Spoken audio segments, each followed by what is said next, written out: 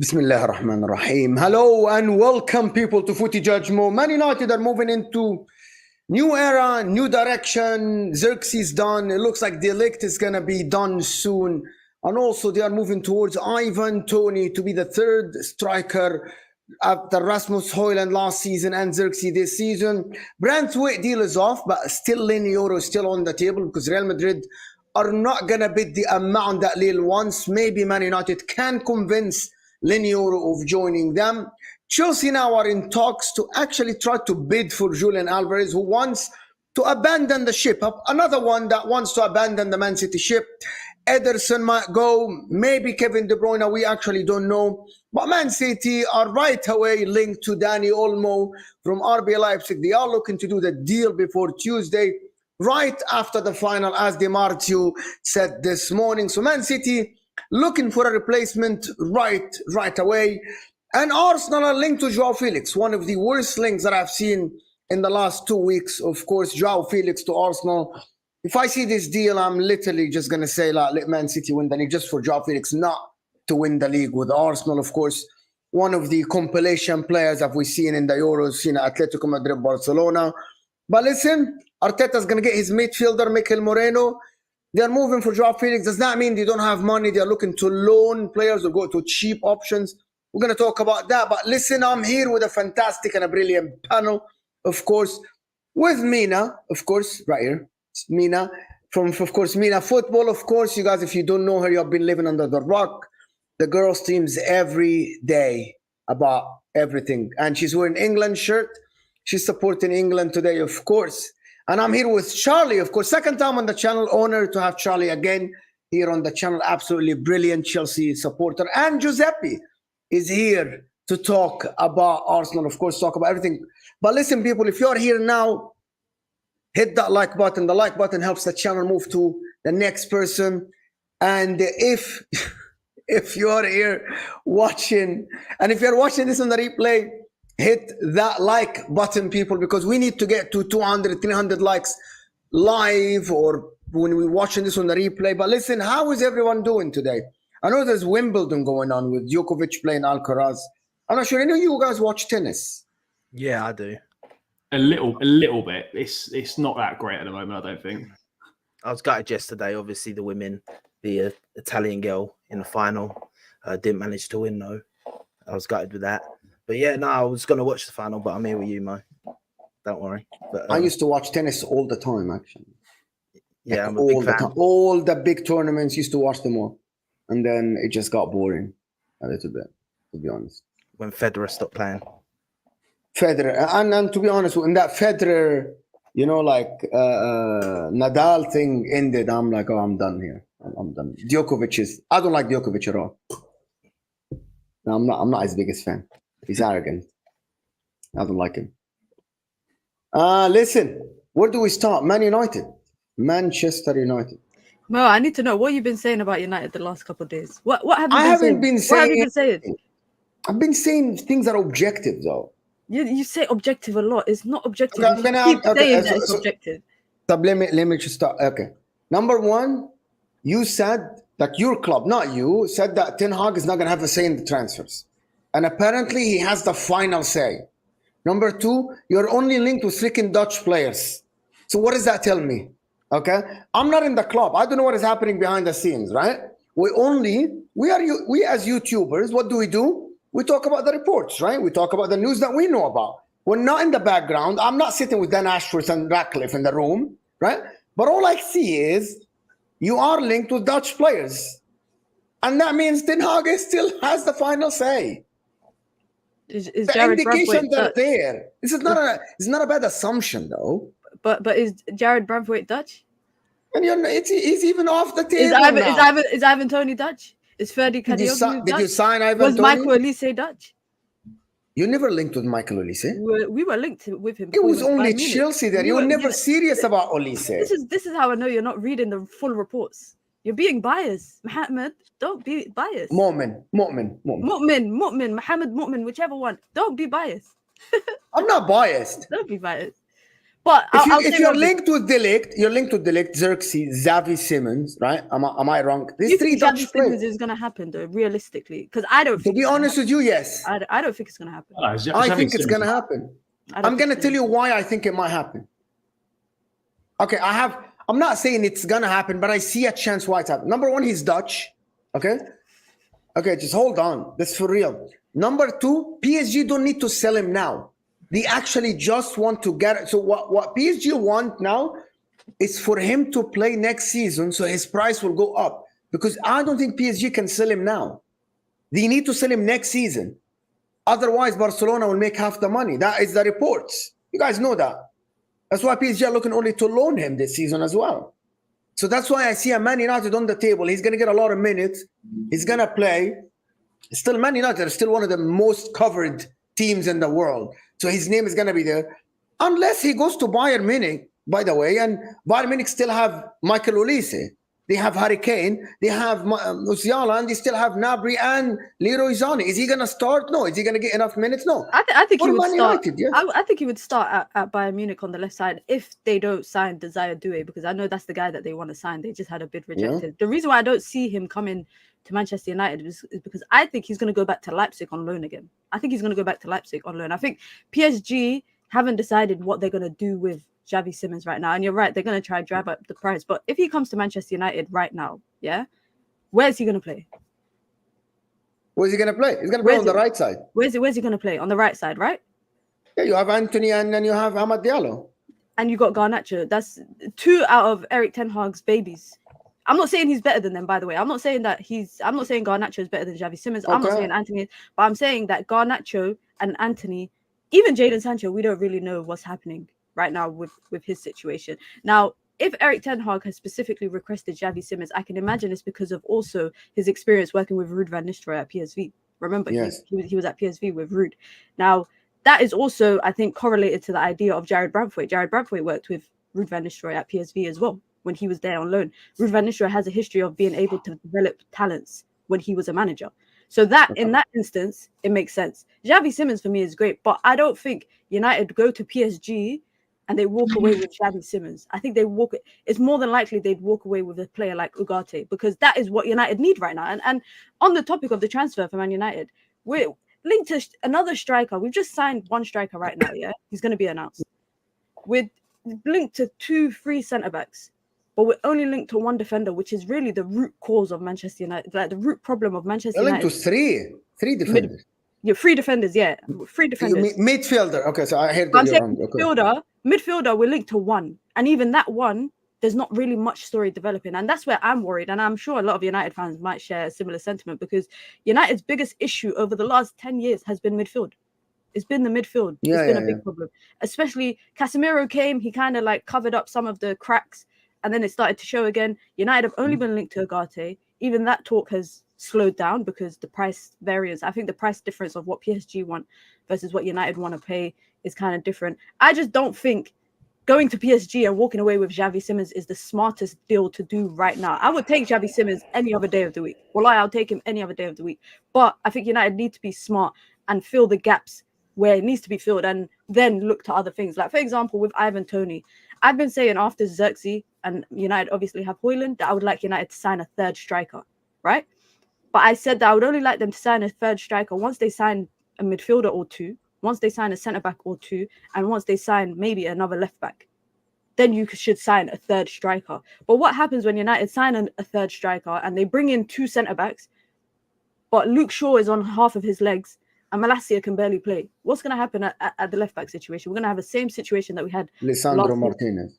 Lisandro Martinez is going to play left-back. Be flipping for real. I'm being serious. Be for real. Wallahi. He's not going to play left-back. I know he's played there for Ajax, by the way. I know he's played there for Ajax.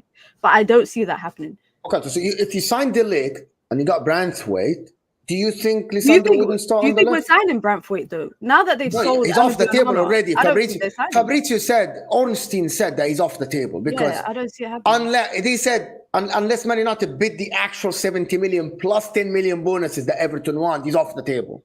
It's done because they already got 50 million pounds for Onana. So they literally don't need any money for the next year. I'm happy for them to walk away from Jared Branthwait, because Jared Branthwait for me is not worth 75 million.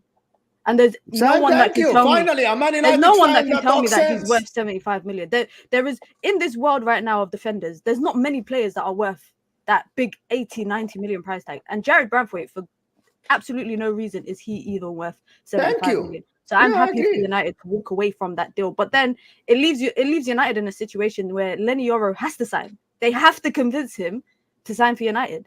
And really, right now, that is in the ball is in his court. And Lenny Yoro's 18. This is one of the things. Lenny Yoro's 18 years old, though.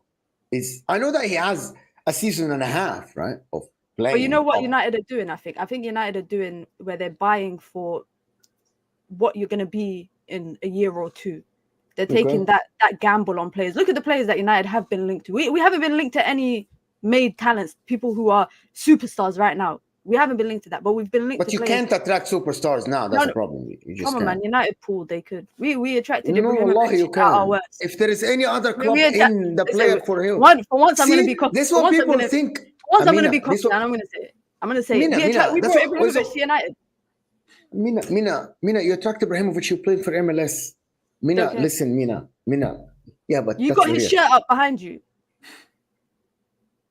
Mina, listen. Put some respect on Man, if you're linked to the player now, and Arsenal are linked to them, Liverpool, Man City are linked to them, Bayern Munich, I don't think you can actually compete with them. But also, especially with Ten Hag there. Especially after last season of Ten Hag and the repetition that he had last season. Like, I'm not saying that Man United don't have a poll, for example, but Lenny Yoro might not choose you ahead of Real Madrid. If Liverpool are in for Lenny Yoro tomorrow, I think that kid chooses Liverpool. And that's not an agenda from me. Okay, so can I ask you a question then? Let me ask you. If you think Lenny Yoro would pick Liverpool in that instance, yes, how come De Ligt rejected Liverpool and PSG?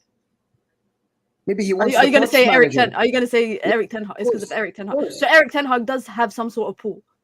If you, Mina, Listen, I'm not going to sit here and convince you. Just said.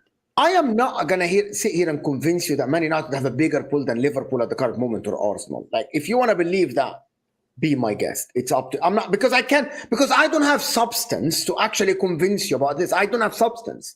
All I have is a subjective opinion. It's a theory. It's a subjective. Exactly. It's a subjective. Like, I'm not going to sit here and tell, facts. Man United.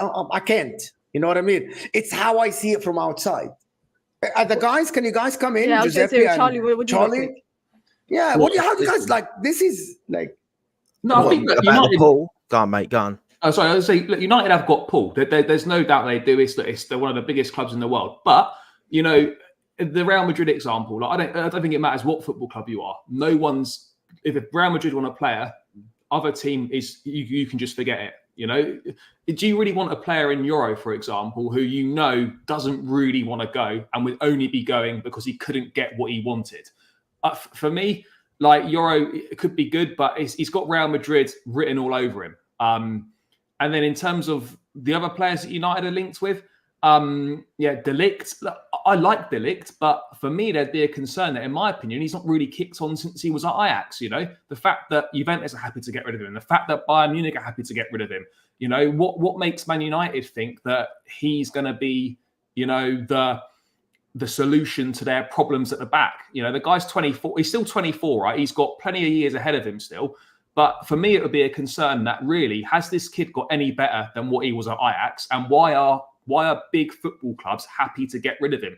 Like Thomas Tuchel, who is a very good manager, preferred Eric Dyer over him. Like, what is that? What does that say about De Ligt? He doesn't even start for Holland. De Vrij is preferred to him. He didn't kick a ball at the Euros. He doesn't start for Bayern. So why do United think that this guy is a level raiser for them? I just don't think he is. But I like some of the business United are doing. They need to do a lot of business. But I'd look at Xerxes, for example. 11 goals in Serie A last season. He's got potential, but is that the answer to United's problems in terms of, for me, they need to get someone that's better than Højlund right now to help him. How much does Xerxes actually help Højlund? I don't know. I don't know how much United are so far with the players they're linked with and the signings they're making. How many are actually improving the first team? They might improve the squad, but that first 11 needs improving. And right now, you know, the players that they've signed and the majority that they're linked with, in my opinion, aren't improving the first 11. Yeah. Listen, for me, this might bite me in the arse in the long run, but I think there's absolutely zero chance of Man United signing Yoro. I think it makes no sense, and it wouldn't make any sense for him. I know he's come out and said he hasn't rejected Man United, but that's probably him just trying to get Real Madrid to maybe come and get him now. He's got a year left on his deal. Why is he's 18 years old. He'll just see out the year and go and get a nice payout to join Real Madrid on a free. He'll get a nice signing bonus like Mbappe done with PSG. And he's going to go there to play with people like Mbappe and that. I'm sorry he's not joining Man United, in my opinion. There's no way. Why would you? I'm not going to lie. Why would you? Like, no, and that's not even to disrespect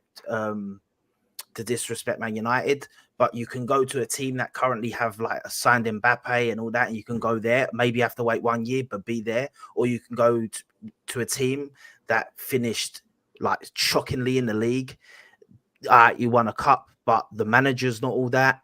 He's going to see that. Like, I don't see why he'd ever choose Man United to go to. And that's not me trying to disrespect Man United. It's just me being real. The rest of their business, I think, been decent. Oh no, don't say that, Giuseppe. You're hurting Man United fans. Bro, don't say that. Man United is still one of the biggest clubs in the world. I think a lot of United fans kind of have accepted the idea that Yoro will likely not join United. Like, most United fans that I've spoken to are under this impression where it's very unlikely for him to join Real Madrid unless either Real Madrid come in and bid for him and bid that price that Lille are holding out for, or B, he runs down his contract. The only thing I think that is attracting him to United is maybe playing immediately when he gets there. Because when he goes to Real Madrid, similar to, you know, Arda Güler, etc., I think he'll get eased into the first team. He won't be playing immediately or consistently, game in, game out. So I think maybe that's the only thing that could attract him to United. But I think a lot of United fans know that. To rebuttal that point, you say that, and people would say that, but he'll look at it and say, but hold on, they're signing De Ligt. Now they're signing De Ligt. They've got Lisandro Martinez. They've got Harry Maguire. They've got these men. So who's to say he's going to get the game time at Man United? There's no guarantee unless they tell him, "I listen, we're in your contract. We're going to guarantee you get this amount of game time."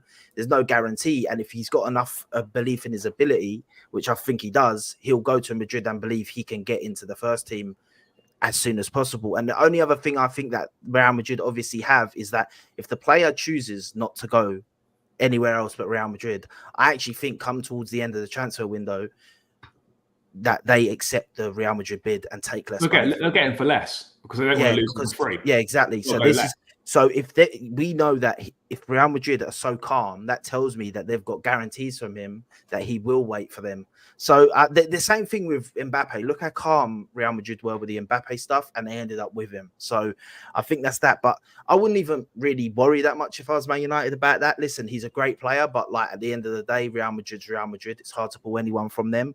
But I think the rest of their business, De Ligt, I think is actually not a bad signing. I actually think he's actually quite a good sign. He's still only 24, so I think he can be like revitalized and stuff. I don't think he's been the best. He's not had the best career path so far, but under this manager that Man United currently have was his best ever time in his career and where he got all the hype from. So maybe I think that's why he also turned down other teams, because he probably wants to go and work under Ten Hag again, because he probably likes the manager and how he runs stuff.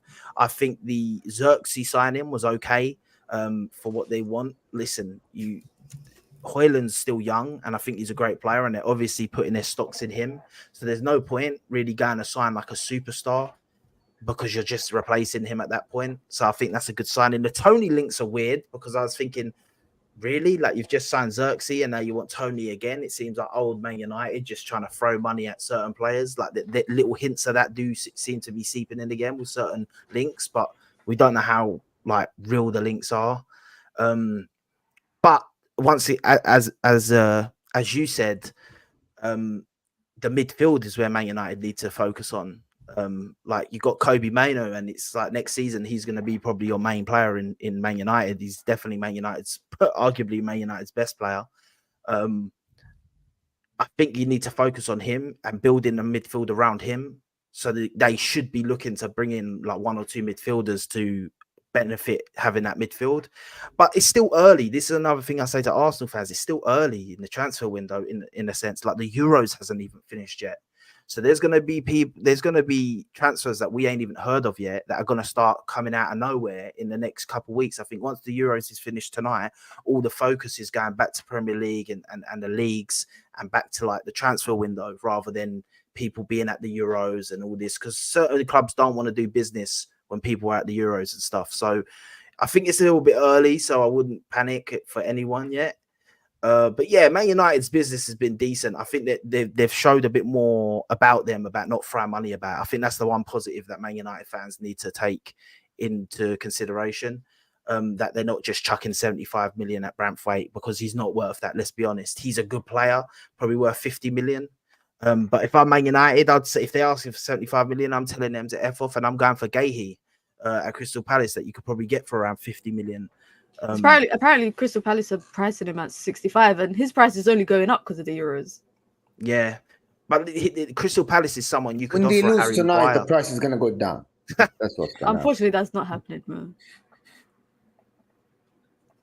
But yeah, listen, Man United's business, it's been all right. They've been one of the teams that have been in and around the business. It's been really in the Premier League. It's been them and Chelsea, the only two that seem to be like really hot on business right now. And Aston Villa's picked up a little bit. But to be honest with you, like before I hand it back to Mina, like, listen, guys, there's 500 people here almost. We need the likes at least on this video to be 300 likes now. So stop what you're doing now. Hit that like button. Let me know what you think with the people that think I have an agenda. I actually think Man United are moving in the right direction, to be honest, like just flat out. The reason why. Xerxes, 23 years old. He's not 19. He's not 18. He has experience. He played with Bologna. He had a fantastic season. Actually, De Ligt, there is no losing in this signing, actually. For 40 million pounds or 42 million pounds, I actually think it's worth taking the risk, and I think it will work, actually, for Man United. De Ligt is going to be one of the good signings for Manchester United. For 42 million, you cannot get better than De Ligt in this current market. And Charlie he actually had a good season the first season at Bayern Munich. Last season, he was injured. And he didn't have the greatest season. At Juventus, he wasn't the worst, but somehow it didn't work out for him in terms of the way the league is structured and how he had to defend in like bulks and stuff like that. He's used to defending a more progressive teams. And when he went to Juventus, it didn't work out for him. I think it will work out for him at Man United. He has the physique to do it.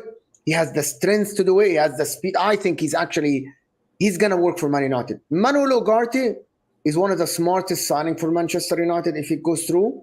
The problem is the price. But he actually complements Bruno Fernandes and Kobe Mainoo to the T. Like, he is someone who's just going to clean behind these guys, give the ball to the next guy. He's going to do what Casemiro did the first season for Manchester United, which is you don't have to lead the midfield. Just do your job. And I think it's actually fantastic, actually, for them if they get Manuel Ugarte. And Ivan Toney adds the experience up top. Why would Toney go and be... Tony's not going to want to go. This will be the one big move in his career if he's going to be like a second or third choice. I'm going to tell you why. If Toney comes to United, he's first choice striker, I think. Do you think Xerxes actually is not a striker. Xerxes is not going to be a striker. Xerxes actually can play anywhere across the front line. Anywhere across. He can actually play. He's like a Dani Olmo figure. You know, Dani Olmo actually played as a third midfielder sometimes in Leipzig, which is he done it for Spain. We've seen it. Dani Olmo plays inside forwards from the right, inside forwards from the left. Xerxes is that kind of player. He's someone who can be right-sided, left-sided, can actually be, if Man United are playing the lower half of the table team and Man United establish their authority in the games and they want to play with two midfielders only, Xerxes can be the third. He can play the second striker behind Toney. Xerxes gives him the option to play three at the back as well. If they want to play Dalot as a right wing back or something like that. It's actually, he gives them a lot of options. And I think Ivan Toney makes a lot of sense. Because last season, they only had two strikers, right? One of them is Martial got injured. And when Rasmus Højlund got injured, they were like, okay, we're just going to play Bruno Fernandes as a false nine. So actually all the clubs that play in Europe, play in Premier League, two cup competitions, they definitely need three strikers. And I don't see a better combination than having Ivan Toney, Rasmus Højlund, and Xerxes up top. I think it's very smart. And actually now they're looking at Ivan Toney. No one is in for the guy. They're going to get him on a cheap. The guy doesn't want to stay. I reckon Toney ends up going for about 50.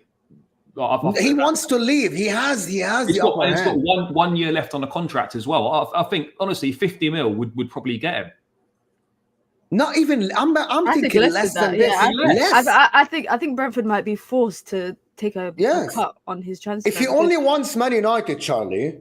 Oh, yeah, he agrees all personal terms. And also, Man United are going to tell them, listen, we'll give you 35, 40 million and 10 as bonuses. You know, if we make Champions League, Brentford are going to say, okay, it's either we do this or we lose the guy on a free. Bear in mind, Mason Mount went for 60 million and he wasn't even worth that. So if we're talking about what Toney is worth, he's obviously worth more than that. But I think Brentford don't have as much sellable assets in the team right now, where they're going to be forced to try and make some money somehow from him. And if Ivan Toney comes to United, he's going to be the first choice striker. I think Rasmus Højlund is going to be that player that comes off the bench, impact sub. You know, like Chicharito, like when he was at United. I'm not saying that he's on the same level, but I'm saying that he used to come off as a super sub.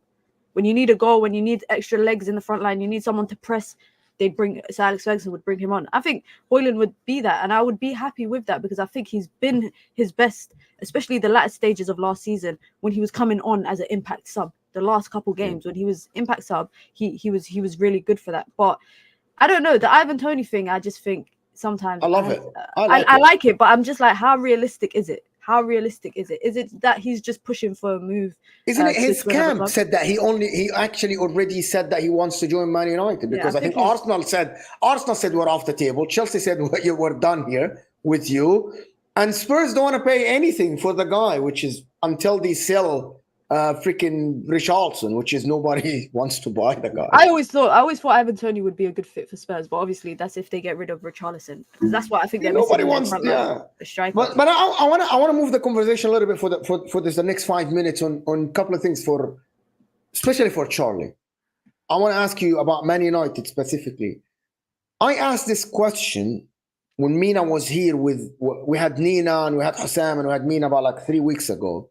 And the question was for a Chelsea fan, do you see Man United as a threat next season at all? 3 weeks forward, they have Xerxes, they're linked to Ivan Toney, they're going to wrap up the league, they're linked to Manuel Ugarte. Do you see them as a threat? Because it looks like there's only one spot left for the top 4, which is going to be between Spurs, Villa, which is one of the topics I want to speak about. Villa are absolutely cooking next season with the signings, right? Do you see Man United as a threat at all next season? Look, I think it's naive to say that they're not, but I think people are also underestimating the fact. I think people are forgetting just how bad United were in the league last season. They were 8th. Everyone was going on about how terrible Chelsea are, and we finished above United. Like, people aren't realising how bad they were last season in the league. Look, for sure, the business they're doing, the business they might do, certainly elevates them back into the conversation for the top 4, but they've got to have a significant improvement over the course of the season to get anywhere near that top 4. Because Spurs were better than them last season, we were better than them, Villa were better than them. They were only just better than Newcastle. And they weren't better than Newcastle last season in the league. Sorry. So this is my point. You know, they've got to get better than Chelsea, Spurs, Villa, and Newcastle. Are we really saying that that's going to happen based on so far signing a Xerxes and that's it at the moment? Of course, you know, until there's the remainder of the window to go. If they add an Ivan Toney, if they add an Ugarte and more, then the conversation could certainly change. But right now, as a Chelsea fan, or if I was an Aston Villa fan or a Spurs fan or whatever, I wouldn't be sitting here as things stand right now and thinking, oh, Jesus, United are a bit scary, because they've got so much further. They've still got a lot of improving to do, because they were 8th last season. I don't think people are realising that. They're seeing a few names and they're suddenly thinking that suddenly puts like United back in the top 4 conversation. They're always going to be there or thereabouts, but this idea that they're like sort of a guarantee for the top 4 for me is a little bit wide of the mark right now. But of course, you know, you can't discount United. But I think for me personally, I think a better chance for United is taking the Europa League seriously to get back in the Champions League. I almost think they'd be better off trying to win that. I think they've got more of a chance of winning that than they do coming in the top 4. So look, I think you have to always respect them and understand, but that they're going to be there or thereabouts. But for me right now, on the basis of the business that they've done so far, then I don't see them as a threat at this point. But you can't completely discount them at all. Plus also, mate, I think that the FA Cup, people are allowing that FA Cup, as good as it was for them, people are allowing that to cover over how poor the season was in general. I don't think people are allowing it to cover it up. I think United had a great FA Cup run. No, Coventry, sure. I think Coventry was the only, I would say the main hurdle. They beat Liverpool, they beat City, who were arguably the best team all season, both in the cup and in the league. I will agree with you, and I think a lot of United fans will agree that last season was a joke. Like, minus goal difference, in and around that 7th, 8th place throughout predominantly most of the season, to then just about get European football because we won an FA Cup, 100%. That's not good enough. But I also think it's difficult to write off United next season and any other club, can I just say that, with the season yet to start. We don't really know the full trajectory of what United are going to do this summer transfer window, because all we're doing, obviously, we're all just saying if this, if that, if this, if that. Yeah. But if United were to go on the same trajectory that Chelsea did over the last 2 years, where did Chelsea finish 2 years ago? No, it was terrible. 12th. 12th, and then after that third, 12, 6th. 6, yeah. So if we were to go off of that trajectory, given the fact that it's similar circumstances, not completely the same, but I'm talking about new ownership coming in, changing structure within the club, changing recruitment structure, etc. If we go off of that, then on paper, United should improve, right? And they should improve, sure. They should improve. And one thing that I think is a lot of fans, that kind of resonates with a lot of fans, is when Sir Jim Ratcliffe came in, he made it clear. He said, listen, I need to change the structure at the club, because that's how you're going to see results on the pitch. They are not the ones going out kicking ball. Umar Barada, Dan Ashworth, they aren't the players that are they the people going out and kicking the ball, but they are the people that are making the decisions to create a squad and a team that are capable of competing. And Eric Ten Hag, for example, I didn't like it when he said it I think it was in the middle of last season. He said that United are about 2 or 3 seasons away from competing for the Premier League. But I can definitely think, and I don't know if United fans in the chat might agree with me, that United are on the right trajectory for that. Now, only once the season starts and we see the way that United play, I think that's a big part. I think bringing in Ruud van Nistelrooy and Rene Hack is a big part of the way that United plan to play, because I don't think it's going to be Eric Ten Hag's way or the highway. I think it's going to be a philosophy, a style of football that will be implemented by Jason Wilcox. And they've brought in the assistant coaches. By the way, managers. They are managers who have taken a back step to come and sit in the dugout with Manchester United and be the assistant coaches. These are people. Ruud van Nistelrooy turned down the Burnley job. Rene Hack obviously was coaching in the Netherlands. Ruud van Nistelrooy had experience as a manager at PSV. These are managers that have taken a back step to be Eric Ten Hag's number 2. Well, I don't know what the future might hold for like someone like Ruud van Nistelrooy. That'll probably be Ruud will probably be managing by Christmas. He could, yeah. He could become manager at some point at Manchester United. But I think the style of football is the most important thing, because if they're able to implement that successfully, and obviously bringing in the right chess pieces, i.e. the players, then I think United should be able to have a better season than last year. But that's the main point. But that's the main point, Nina. So sure. But that's the main point, Nina. And listen, just let me do this couple of these, because I need to ask Giuseppe this. Wagwan, Mr. Mo, Mr. Giuseppe is shining today like a star. Yes, he's shining today like a star. Big up.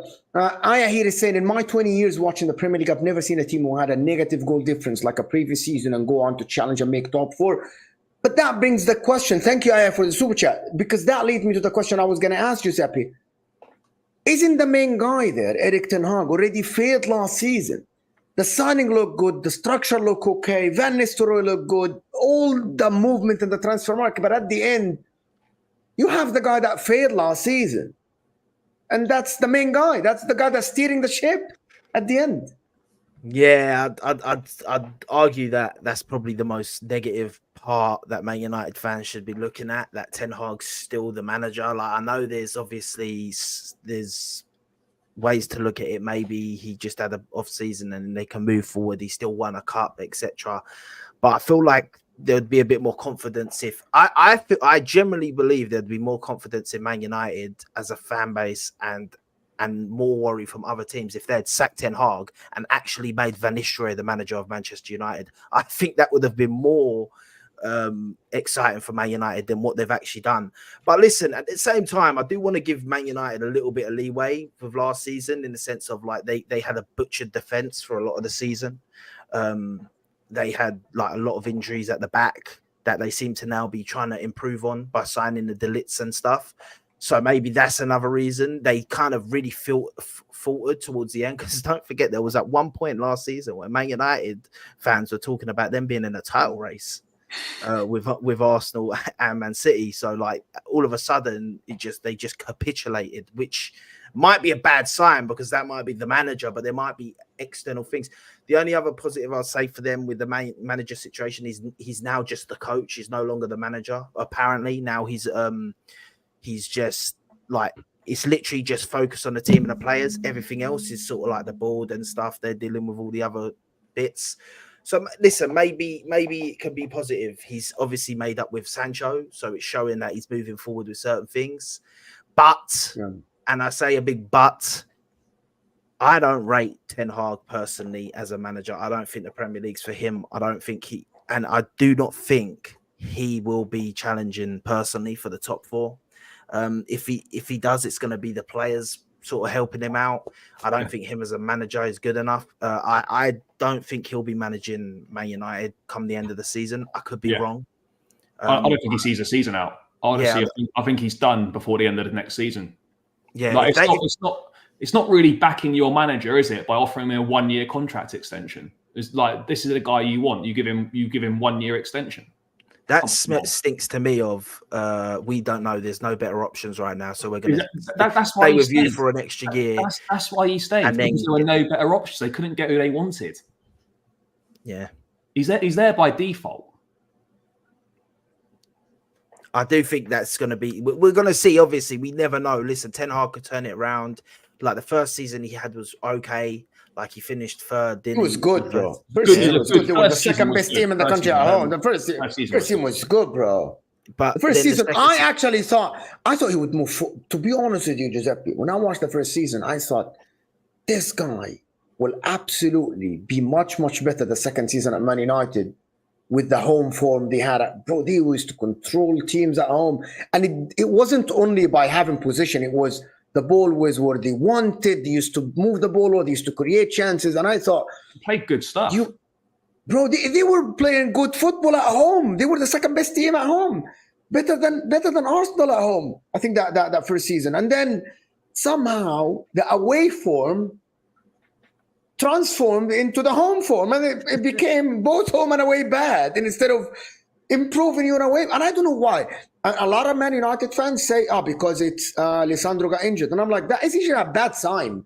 If you have one player getting injured, then you can't just I don't think play it's the down same to one way. player. I don't think it's down to That's one not player. my take. And I don't. That's what. But you heard that take a lot. Lisandro's injured. Lisandro's injured. That the talk of Lisandro being injured is about United's inability to play out from the back, which I kind of understand it, because a lot of the other centre backs can't really do that. Even Harry Maguire, who can relatively play out from the back pretty well, not as good as Lisandro Martinez. He was unexpectedly out injured. Luke Shaw out injured.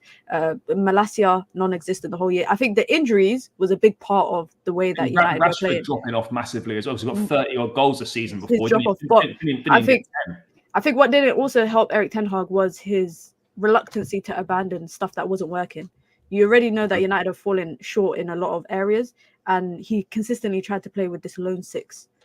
It was very I think that was United's biggest problem, because what happened, they would overcommit in a press. The strikers, the wingers, Bruno would overcommit in a press, and teams would so comfortably pass around that. And once they get to the center circle of the pitch, there's no one there. There's one player there. So they've got all this space, and that problem was there from the first game United played under Erik ten Hag. That issue was there, but no one paid much attention to it, because we got beaten by Brighton, then got beaten by Brentford 4-0, and that's when people started to realize that midfield is a joke.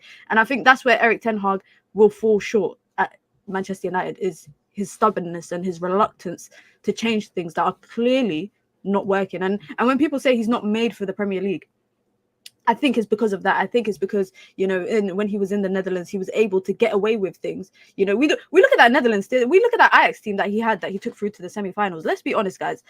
Who actually went on to have a successful season after a successful career after they left Ajax? Tagliafico, maybe? Mazraoui, maybe? Tagliafico and Mazraoui are both. Bayern Munich want to get rid of Mazraoui. Yeah, they want to get rid of him now, but he was starting for Bayern Munich for having a good time at his national team as well. De Jong, I don't think any of the players. To be honest, the only player that I can say that no one had a successful only De Jong and only De Jong that I say that kept his stature as a football player. But even though some people at Barcelona said that, well, he's all right, he's not the superstar that we thought. We thought we're getting like an amazing footballer. But I see your point, Mina. It was a style. It was a way in the Eredivisie. I don't know. I want to just before we move on. What is your final take on this Erik ten Hag thing? Was that a gamble that was worth taking? Just appointing him the next season, especially with the amount of signings. Go ahead. Do you remember, Mo, when we were live when the news broke? Yes. About Erik ten Hag. We were here. I was so shocked because. Yeah. I didn't see that coming. I didn't see it coming, honestly. I thought they were because you don't spend a whole month doing a review to end up staying with the manager. And not only that, I said on that stream that day, I said, if they don't come out and give him a long-term contract, like, what Maresca has at Chelsea or something, then they're not really backing the manager. I don't believe in it. It's a short-term solution. You don't believe. It's true. I agree with that. They don't believe in him, because if you fully back the manager, you will essentially put your money where your mouth is and say, you know what, I'll give you 3-4 year deal. Instead, what they did is they packaged this as a contract extension. It wasn't a contract extension. They just triggered his 1 year extension that he had the option to extend.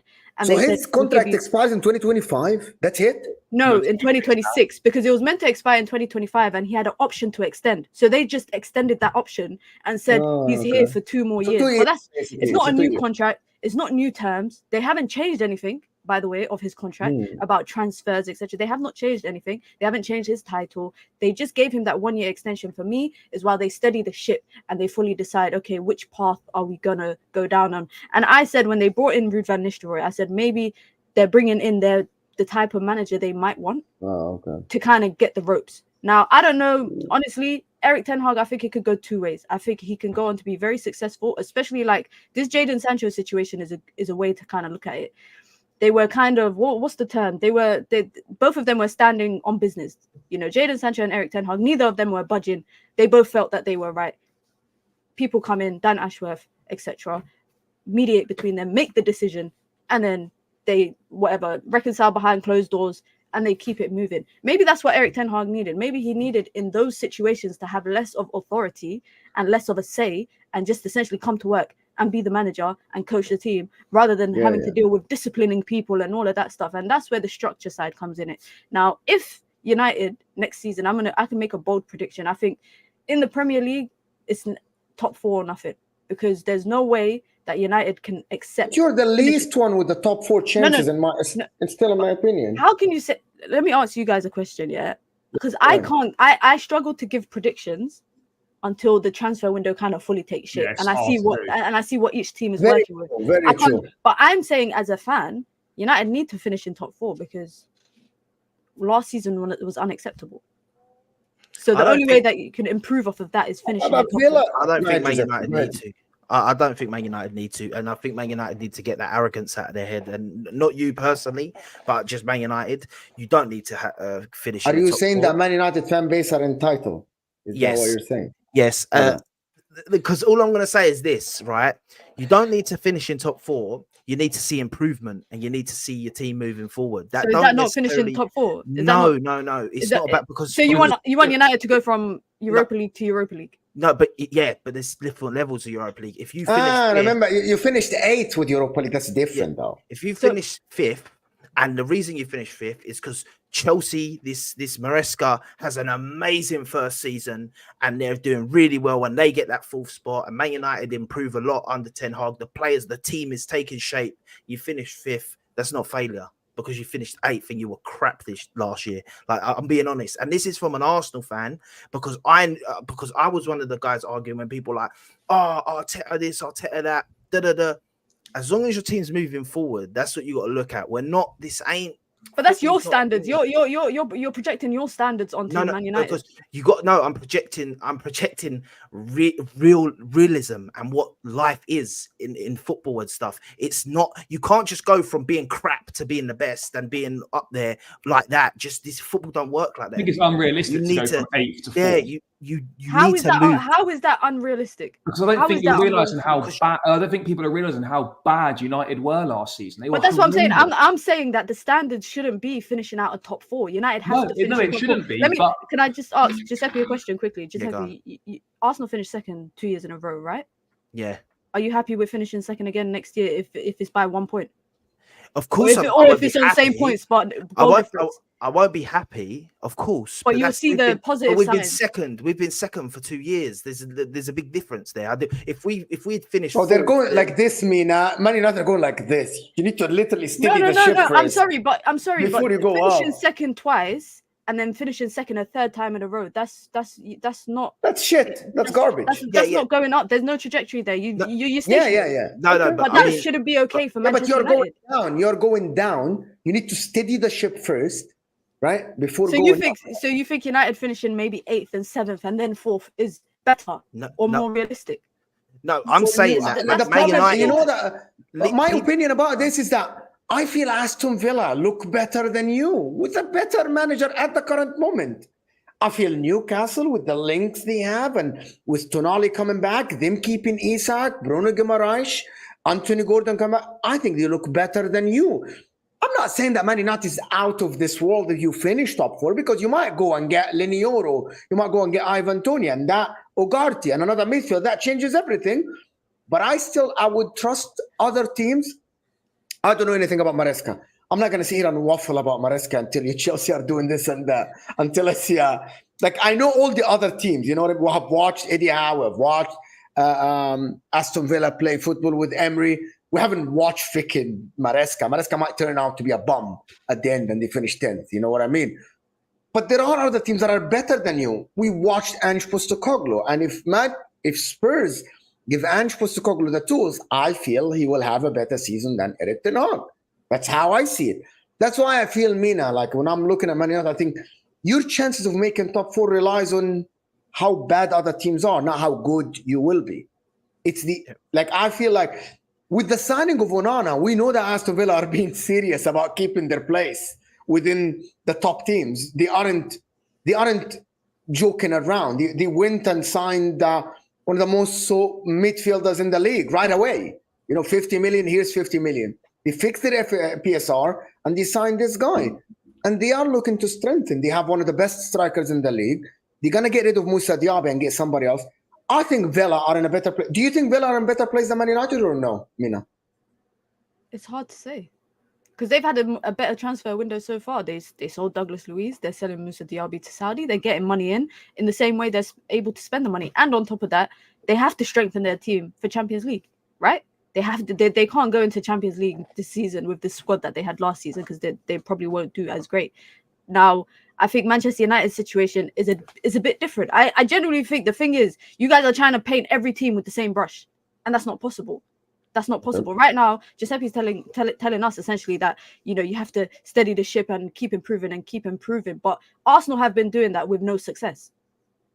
Yeah, but forget what. And you're okay with that. And that's what I'm saying. Don't paint every team with the same brush, but because what I'm your trying to success explain to might you, look different to anyone else's. What I'm trying to explain to you is there's different levels of success. Yeah, there's you've been successful in your last 2 seasons in the sense of cups, right? You've won 2 cups in the last 2 seasons. You'd say that's success, but your team's crap. Like, this is what I mean. Like, look at Man City and their success where they dominated everything for a long period of time. Yeah. To do that, you can't just think of you can't just think it's going to be a quick fix. You actually have to fix everything. And that takes time when you've been dissected the way, because Man United and Arsenal, Man United a bigger club than Arsenal, right? We all know that. But Man United and Arsenal, very similar ships. We were once at the top. We were once the ones battling, and we got through ownership, our clubs got destroyed from the inside out. Yeah, we got destroyed from the inside out. You can't just fix that all of a sudden. Otherwise, you do stuff like, no offense, what Chelsea do, where one season they win the league, then they finish 5th. One year they win the Champions League, but they finish 12th. And that's not the dominance that you can get from having a team that is just there and it's all structured. Yes, you can finish 4th next season. Don't really mean anything, because you could finish 4th next season and really still not improve that much because everyone else was crap. You finished 3rd and went to 8th. And that shows that shows that you finished 3rd. Go ahead. Last point about Man United. Because the structure weren't correct and the team weren't correct. You need your own show. I'm going to do your own show with you, Mina, and then just get a panel just to ask you questions. I want to ask you a question, and everyone else in the chat as well. Make sure you hit the like button. What do you lot see as what is success? Because to me, success is trophies. Yeah, right now, I'm going to look back. Right now, I'm going to look back 10 years from now, and I'll remember that United won 2 trophies under Erik ten Hag in his first 2 years. But I'm not going to remember that Arteta finished 2nd twice in that time. Depends though. You can't say that until the future comes, because if Arteta goes on to win, I'm talking about within the. If I'm looking back at Erik ten Hag's first 2 years, and I'm talking about that, I'm going to talk about what the other clubs were doing at the same time. I'm going to remember that United won 2 trophies. Of course, success is what trophies is. I see it different. But I look at it like this, right, Mina? I look at it like you can talk that right now if you're looking at it right now, but you're talking about the future. So in a hypothetical, if we don't do anything, Arsenal, then yes, of course, we won't look at nothing. But if Arteta goes on now to win the Premier League, then win another Premier League, then win the Champions League, then win the Premier League, people will look at these 2 seasons and say, brother, that's when Arteta started cooking with this team, and look what he created, and look at the thing that he done. It's not all about success, ain't all about winning trophies. That's the biggest part of it in the end. Of course, success is winning trophies and winning, but you can take success through moving forward and getting better. That is still success in a sense. I think that's improvement. I don't think that's success. I think that's improvement. Okay, you could look at it of overarching success is trophies, right? But you can't get to that success without other bits of success throughout the thing. Successful signing, successful performances, successful structure. Like, these are all successes that you need. But all of this have to lead to trophies, Giuseppe. 100%. Because if Arteta leaves Arsenal with no trophies, then none of it was successful. At the end of the day, it was successful in terms of building, but at the end, there's no final product. But that's this is what I'm saying. But the overarching thing is trophies, yeah. But if Arteta, wins 1 Premier League, right? That's you'll look at that and say he was a more successful Arsenal manager than Ten Hag was a successful Man United manager. But then you could say, but he won 2 trophies. He had 2 seasons where he won a trophy. Do you know what I mean? Like it's now, if It we're going off depends. of, It but depends. if we're It going depends off of what trophies ifs, are. but if we're going off of ifs, what if Ten Hag wins the Premier League? But Because we're then if going off Ten of Hag- ifs, right? Yeah, but then But we'd all just be sitting there saying, fair enough, Ten Hag done really well at Man United. Like, but we're talking right now about next season and where Ten you finished Hag last season. wins the. Did she just say Ten Hag I can said win if. the Premier I League? said if. I said because Giuseppe is saying if Arteta wins a Premier League, and he goes, so I could say if Ten Hag wins a Premier League, then the argument is the same. I just think, right, before we just wrap it up on United thing, I think it's difficult to paint all the teams with the same brushes because I think each team is different and they've all got their different problems and they're at different points. I think the issue that United have now, for example, like over the last couple of years with certain players, I think Arsenal had that issue a couple of years back. And they had to deal with that the way that they did, getting rid of Aubameyang, etc., etc. I think painting look at Chelsea. You cannot compare Chelsea's plan and project to, I don't know, Aston Villa or Newcastle because it's different. So I think when we talk about clubs and we try to be as subjective or objective, whatever Mo wants to be, it changes every day. We have to kind of keep that in mind and try not to paint everyone with the same brush because then we just sit there going around and around in circles. Yeah, I'll be real though. I'll be real. If you look at it let's just look at it on paper, manager and team. Man United don't have the best manager or team. They ain't even got the top 6 best team or manager in the league. I'll be honest, right? As of right now, if you look at all the teams, That's your opinion, though. Some Man United fans see it differently, though. Yeah. On my opinion, everything I say is my opinion. I'm not trying to say anything's facts, but I'd say Arsenal's a better team. I'd say Liverpool. I'd say Man City. I'd say Chelsea on paper. I'd argue that Newcastle, you could even argue on paper, are probably around the same as Man United, and Aston Villa are probably better than Man United right now on paper. That's on paper. Paper don't mean anything at the end of the day because teams perform different. But I'm just trying to say that's why just because your name is Manchester United, don't mean that anything other than top 4 is not a good season in the sense of moving forward, because you got to look at the long run. You got to look at it like if you miss out on top 4 and you've had a really good season, you can miss out on top 4 and have 75 points, for example. That don't mean you had a bad season from where you finished last year. If you've played good and it's like, oh, you lost a few games. Yeah, there's improvement needed. Yes, you need to sign a few more players. Stuff don't happen overnight. Then next season after that is where you say, yeah, cool, top 4 or nothing, because we've improved and we've got near or thereabouts. That's why when Arsenal finished 5th, I was one that said top 4 or nothing now. But the year before that, I was like, we got a battle to get into the top 4. I know you want to say that Man United obviously bigger than Arsenal and all that. I hear it, and not the same brush and all that. I get it.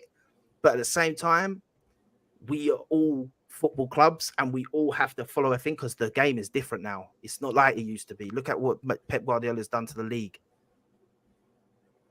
I'm going to tell you that what it is. It's until Man United fans realize what the club is now at the current moment, nothing is acceptable. Same as Arsenal.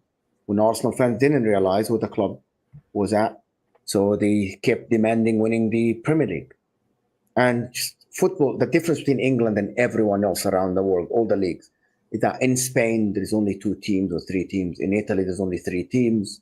In England it goes around. And Man United, before Ferguson, before that there's 20 years until between the 60s and the 92, football goes in circles.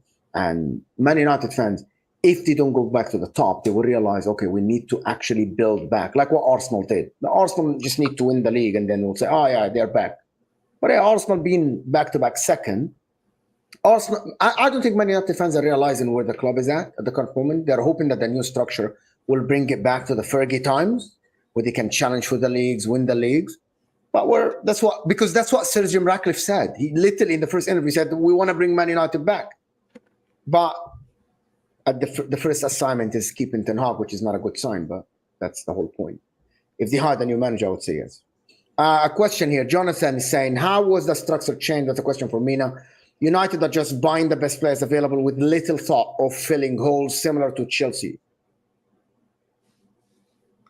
I don't think that's I don't know. I don't feel like their recruitment is similar to Chelsea. You lot might not agree with me, but yeah, I don't agree with what he's saying there. I don't think it's similar. No, where he said they're buying the best players, they're actually not. I actually want to back Man United and say they seem to actually be pinpointing sort of players that they actually want and getting them. They're not. Otherwise, they would have paid 70 odd million for Branthwait. They would have went and probably tried to sign Usherman up top. Like that would have shown me Man United doing what he's saying in that comment. I don't agree that they're doing that. Yeah. And Chelsea ain't Ashraf even here. doing that. Yeah. Big up Ashraf. Thank you, Habibi. Thank you so much for supporting the channel. Man United repeating the Dutch movement in 2009 will make or break the club for a long time. The pressure is on. Either they succeed or they will be in the mud for a long time. Do you believe that is the movement that is happening now? The Dutch brand of football? Mina, that's for you. I can't remember that Dutch movement of 2009. This is the year that they sold Cristiano Ronaldo, and who did you get? We brought in, like, what's his name? We brought in loads of players. We didn't bring in a lot of players that would know when Ronaldo left. Brought like three players. Yeah, that's when Rooney wanted to leave because basically Ronaldo wasn't being replaced.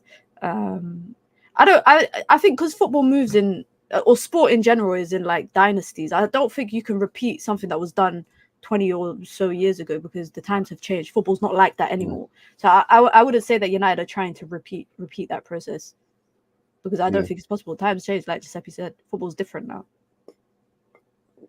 Liverpool season. I'll bet any Arsenal fan on most channel Liverpool will win trophy before Arsenal this season. $100 or pounds don't matter. Mo is the middleman. Does anybody believe Liverpool will win a trophy before Arsenal? Just quickly, yes or no? No. You don't think? You think Arsenal will win a trophy before Liverpool? Arsenal win the trophy this season, in my opinion. I'll stick to that. I'll put my chest out for that. If Arteta takes the cups seriously, then and doesn't just disregard them like he has been, then possibly. But if not, then I think Liverpool take the cup seriously. They're decent in the domestic cups. I would expect Liverpool to win something before Arsenal because Arsenal just don't take the cup seriously. All they do is go for the league. But are you ruling out Arsenal winning the league? Yeah. What are we basing Arsenal winning the league on? That they're going to find winning mentality? Because they have that. They were very close to Man City last season. Yeah, but they weren't close enough. But they weren't close enough, Mo. Would you guys say that Arteta needs to win a trophy? Because I think Arsenal needs to win something. I think they have to. I actually think Arteta needs to win that. It's not a trophy. The league or Champions League. Yes, Mina. By the way, if I was supporting Arsenal and my manager have been at the helm of my club and we built that team and we're not looking to win the league or the Champions League, and you win a cup, with all due respect to all the cup merchants in the chat that they don't like me when I say that, a cup is not enough to keep you at a top job, at a top club. It's not enough, especially if you have been there for 5 years, 100%. Winning the FA Cup or the Carabao Cup for Arteta is not enough. That's not enough. Do you want to keep him? They keep him. They want to keep him? They keep him. They have to right? win. For me, you cannot just go 6 years at a top club not winning the league or the Champions League. With all due respect to all the clubs in the world, you cannot consider yourself a top club. Arsenal, if they keep Arteta next season, if they win a cup and they come second, they are treating themselves as Aston Villa. With all due respect to Aston Villa, or they are treating themselves as Spurs. That's all. I want to move on to Chelsea, guys. There's about 600 of you here. Let's get to 300 likes. The like button is underneath your live chat. I know that some of you are watching Wimbledon, where Djokovic takes the other guy. I'm not watching that. I don't know why. I can't get myself to watch Djokovic. I know Mina's watching it, for sure. I have it on the side of my screen, but no. Who's winning then? Alvarez is. Is that first or second set? They're on the second set now. Yeah, second. So Alvarez won the first set? Yeah, 6-2. Oh.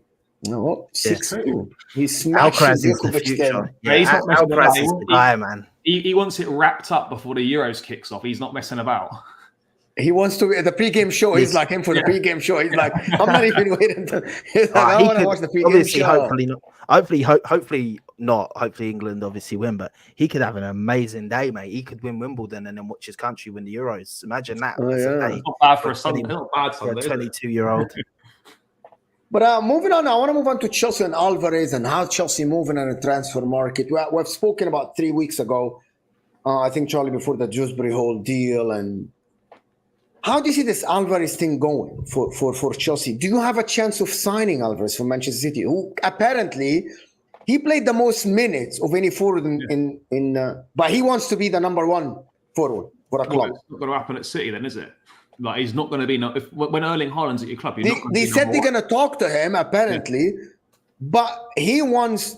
This is by the way. I'm really just reading the news. By the way, he says he wants to be number one. And Man City, I don't think Man City are offering him number one anytime soon, as you say, No, he's gonna play a lot of football, as you said, Mo. You know, he played them. I know Haaland had a few injuries last season, but he played I think he played the most minutes out of any City player, or you know, or he started the most games, or whatever it was. Like, the guy does play there, and with how deep City go into all the competitions and how many games there are and stuff, mate, there's plenty of minutes there for him. I don't know why.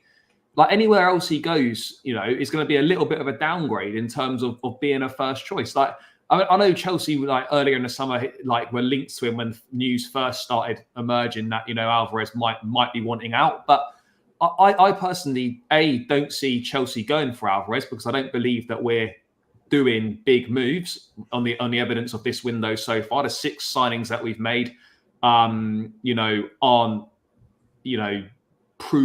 top players. They're very much, you're paying for potential. Dewsbury Hall is probably, like, coming into his prime. He's the most established one, but the rest of them are all just a roll of the dice, essentially. You know, you're banking on players becoming as good as you think they're going to be, and you know, you sign 10, 2 or 3 might become as good as you expect them to be. So, like, this has been my problem with Chelsea in the window so far. For me personally, like, I feel a little bit underwhelmed, because I appreciate there's still time in the window left. So, like, these thoughts could change depending on how we act. But right now, sitting here, I think the window's been massively underwhelming. I don't think players that we've signed, that they could prove me wrong, but on the face of it, I don't look at any players we've signed and think, yeah, they're level raisers here. You know, you look at Kellyman, you know, total unknown. He probably is not going to play next season. Look at Renato Vega. I'm sorry, who? Amari Kellyman, the kid from Aston Villa. Like, he's probably not going to play next season. I don't know. I really don't know who's that. Yeah, he's not going to play next season, I wouldn't have thought. Then you look at the part of the Guewe, Kellyman, people that we don't know and about. Obviously, the Barcelona teenager, how much is he going to play? Dewsbury Hall, at least he knows Maresca's system, and he's someone that's played in the Premier League before. He's someone, you know, that is got a little bit about him. But is he a level raiser? Is he a ceiling raiser at Chelsea? I don't know. And then obviously we've got Esteval coming in 2025. And we signed someone else we signed Tosin on a free from Fulham. So, like, for me, I'm looking at the business that Chelsea are doing, and it's opportunistic business. It's value for money stuff. It's taking advantage of release clauses or whatever. We've already proven that we're not prepared to pay big wages, right? We're not prepared to go beyond a certain amount of wages, whatever that might be. And so by doing that, we're either relying on players to drop their financial demands, and we haven't got enough to offer for them to do that. If we had Champions League, if we were challenging, then yeah, you could maybe get players to drop their demands. But no one's dropping their demands to come and play Conference League, and because we don't know when we're going to be back in the Champions League. So I look at Alvarez and think he's already said his dreams to play for Real Madrid. We know there's no openings there. But I'd look at Alvarez and I could see him playing somewhere like an Atletico Madrid, or I could see him maybe at a Barcelona or something like that. I just think Chelsea's name is being linked with Alvarez because they know we need a striker. Like, I actually don't really think, for me personally, I don't think there's anything in it. And I don't think we're moving like that anymore. I think we're very much doing kind of middle of the range signings. And what I would say is, I've always said that I'm not necessarily about signing big names, because our best signings over the years have been players that we've spent not a huge amount of money on. We haven't had a lot of success with players that we spent big money on. So I'm not against signing guys that are smaller names, slightly less talented, if they suit the system and a style of football better. But on the flip side to that, we have to have a situation where we do sprinkle some experience into the team, because otherwise we're just going to have the same problems as we've had over the last couple of seasons. No experience in the team, and we're seemingly banking on the inexperienced guys from last season who've now got a season of experience behind them to then be the experienced guys for these new ones coming in. Like, we've got 2 players at the club in the squad right now that know what it's like to win at Chelsea, Reece James and Chilwell. That's it. No one else has got any experience of winning with Chelsea. So, look, Alvarez would add winning mentality. He's a proven goal scorer. He knows the league and stuff. But I think for the reasons I've given, mate, I just cannot see in any situation where Chelsea even make a move for him. For me personally, we either end up signing an Omar Odion or a Jonathan David, or we just go with what we've got and Nkunku fills that additional number 9 spot. Yeah, I'm looking at it now and I'm like thinking, unless someone else, what Chelsea? So you don't think Chelsea can offer the guy? Okay, you come in, you be the leading guy up top. You can lead us back to the Champions League. We got this Maresca guy. I don't know anything about it. You know what I mean? But it's just, you got this guy, Maresca, who worked under Pep before, who's this and that. And you can come in and lead the line and you can bring us back to the glory. You don't think, I hear a lot of Man United, the difference between Charlie's talk and a lot of what I see a lot of people in the chat saying Alvarez wants Spain, but I'm looking at actually realistic options. There's no spot at Real Madrid. Barcelona are looking to put all their eggs in Nico Williams' basket. It's very obvious. And Atletico can't afford him. And Atletico Madrid can't afford him. So this is why I'm looking. By the way, I actually think that's why the Chelsea links have risen, because there's nobody in Spain that can afford the guy. The two big clubs, they actually aren't in for him. Unless Barcelona are going to loan him, which is, I don't think Man City are going to loan the guy to Barcelona. You know, they still owe them the money of Ferran Torres. They even haven't paid that money yet. And that was like how many years ago? So the thing about that is that I hear a lot of Man United fans, and I don't want to bring it back to Man United. But a lot of Man United fans talk about when we sign players, the convincing point that you can be the guy who bring Man United back to the glory. You can be a part of the project. You can be that. Even Declan Rice, when he signed for Arsenal, the reason why they said he signed for Arsenal is that you can be a massive piece in this team being back to the top. Why no one from Chelsea talk about that aspect of Julian Alvarez, come in, be the starting guy, get your minutes, shine for us. We got back, we're 6th now. We can be back in top 4, back to the Champions League. That is your convincing point. Is that something that nobody can see at all? No, sure. It's like, of course, you know, if you were genuinely trying to get him, then yeah, of course you pitch that. You know, you're the guy that can, you know, get us back into the Champions League, get us back winning trophies again and whatnot.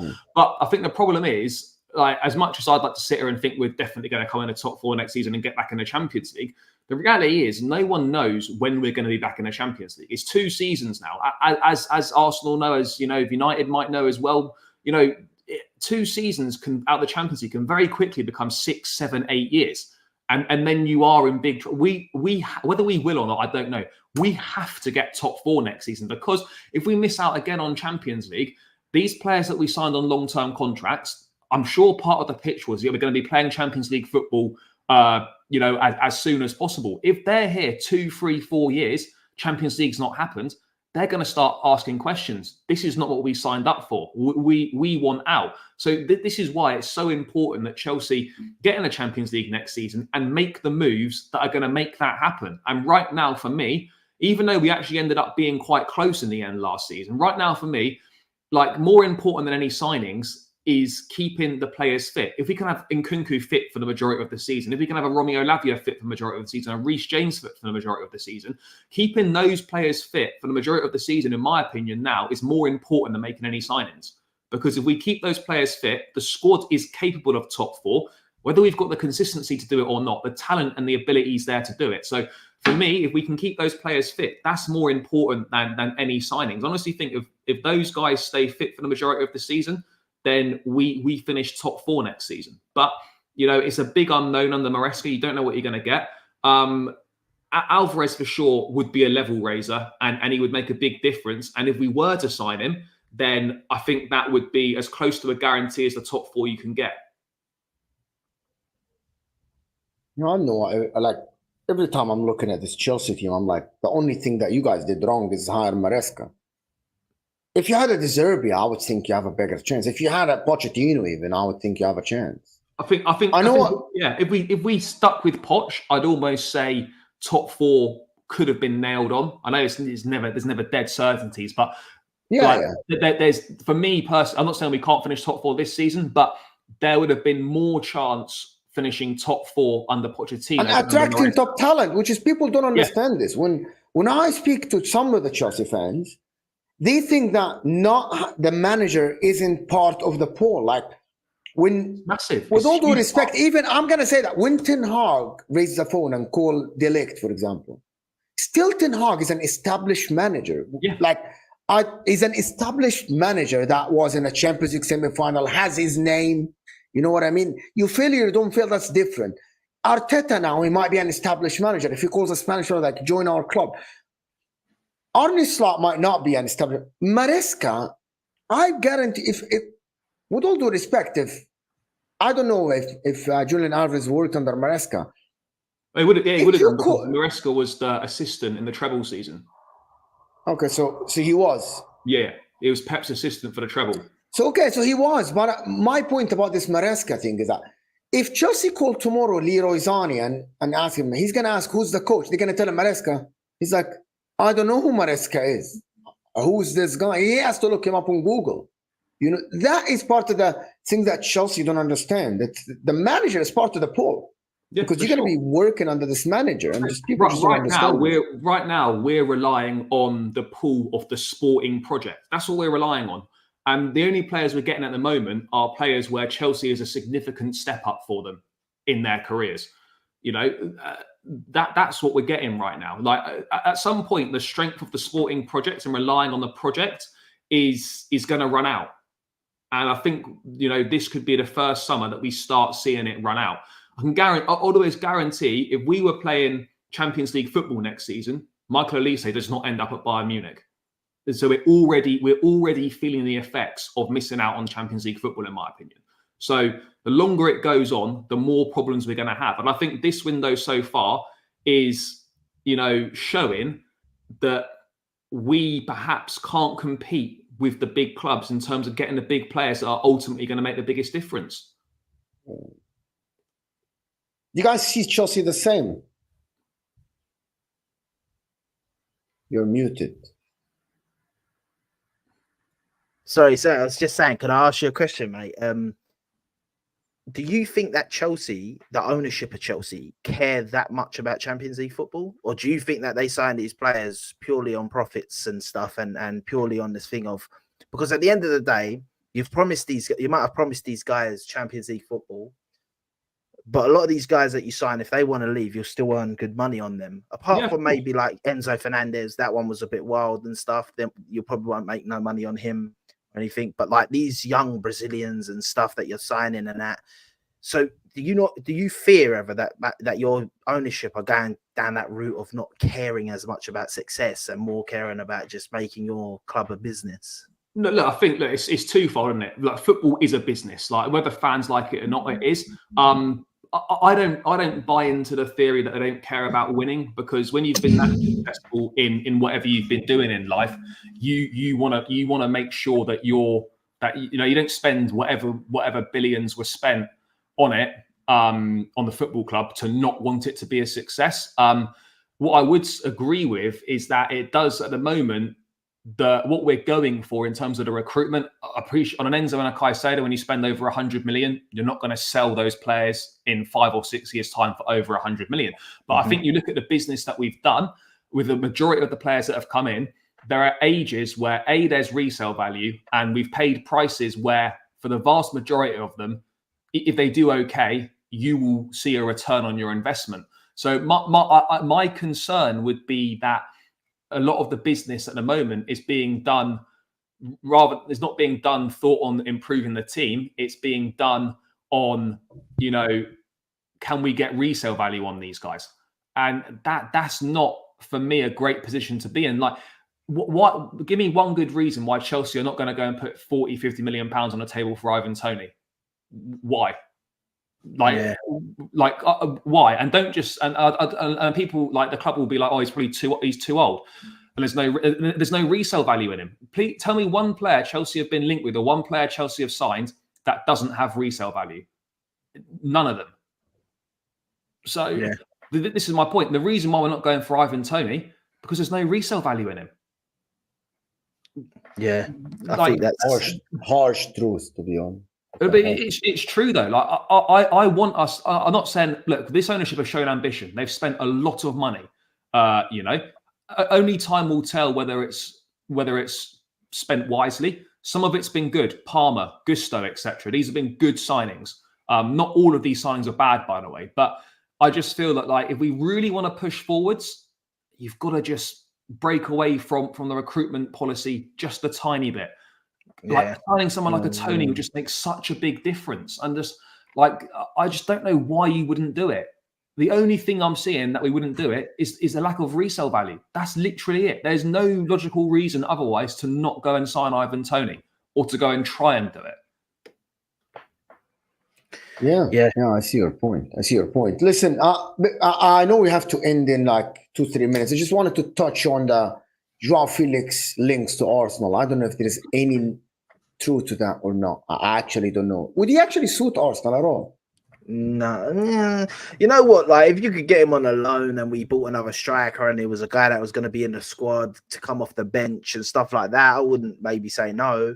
But like, it's not really who I want to be linked with. I think maybe Arteta could get a tune out of him, but he's not really he's not the signing we should be looking at now. Like, in my opinion, Arsenal. If anything, we should be looking at Alvarez from Man City. I don't know if they want to sell to us. Obviously, us being like rival, like current title rivals with them, so they might not want to sell him to us. But that's who we should be looking at, him or a top striker, not Felix.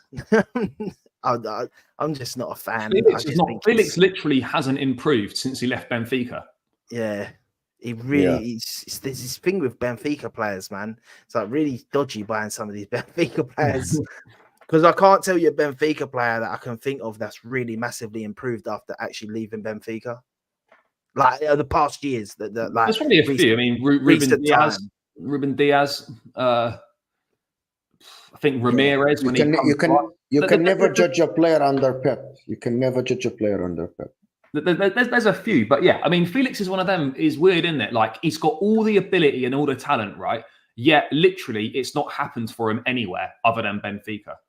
Yeah, it's really strange. And when you get multiple different clubs, multiple different managers, all having the same problem with a player, what does that tell you? Like, Felix just isn't worth taking a punt on. He really isn't. No, unless it's a loan. I think if it's a loan, I think, because he's a kind of like a false nine, left winger. He can, but I think his attitude is one of his biggest problems. To be honest, I'm looking at him. I don't know, his attitude on the pitch. He's not a team player. I never seen him as a team player since he moved to Barcelona, Atletico Madrid, and that's why it didn't work out for him, to be honest. But listen, people, we're gonna cut this a little bit short. It's not actually short; it's an hour 20 minutes. That's not actually short. Listen, before we go on, Mina's channel in the description, and Blues Brothers Charlie's channel in the description as well, and Sicilian Gooner in the description as well. It's just one click away from your subscription. Just go and help the panel here. They're absolutely brilliant. I think this is a very calm, composed show. It's great. It's absolutely a great show. I like this show. This is very calm. It's different than the other shows as well. I want to thank Mina, of course, and of course her channel in the description. Thank you, Mina, for being here. Appreciate you so much, sister. Thank you. Charlie, appreciate you, buddy. Always insightful talking to you. And Giuseppe, brilliant show with you, Giuseppe. Brilliant talking about everything. And I want to thank everyone that watched us, guys. We're almost at 300 likes. We still have 600 people here, so we can get to 300 likes. Like the video before you go. And let me just see before I end, can I see who's live? Maybe I can redirect to someone. Maybe to Joe. Guys, we're going to redirect it to Joe with Leeds. Let's see, Joe. Sorry, guys, to keep you a little bit. But I actually can't find him, actually. Every time I type Joe, it's Joe Biden. That's all crazy what's going on there, mate. Seriously, bro. Seriously. You have no idea how bad it is, but we need a different guy than both of them. But anyway, we'll see you guys soon, and we guys going to big up everybody that joined us, and we're out of here, people.